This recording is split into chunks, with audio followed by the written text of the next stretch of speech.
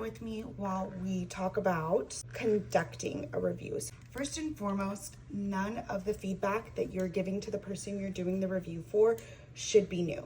It should all be things that they have heard before. If it is not, you should definitely look at how you're spending your time. You should be scheduling more consistent touch bases.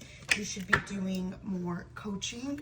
This is definitely an opportunity for you to make sure that you are connecting with your team more often, or specifically that person.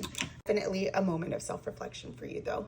This is a time that the people that you're giving reviews to are going to give you feedback. So not only do you need to be ready to give feedback, but you also need to be ready to receive feedback. So one of the questions you should always be asking, what can I do to support you better? However it is that you want to ask that question, but you should always leave time for the person to give you feedback on how you can support them better in your role. You cannot take it personally. Like, this is their time to express how they're feeling and what they need to do better in their job. You want them to excel, right? Like, you want them to do a good job. So for you to get offended whenever they're talking about this is a moment for you to self-reflect, not for them. I always say this to everybody. Perceptions are like feelings.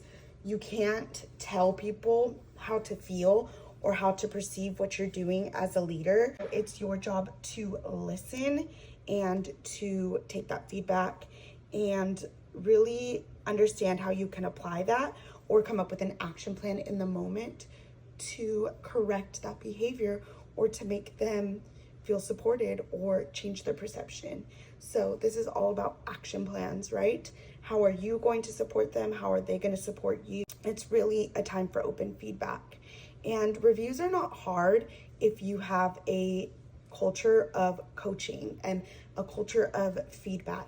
So ultimately, you want to be able to have open communication all year long so that your review process is really just you coming up with a game plan for that person to get better, and really just a time for you guys to put it on paper, because you should be talking about that stuff all year long.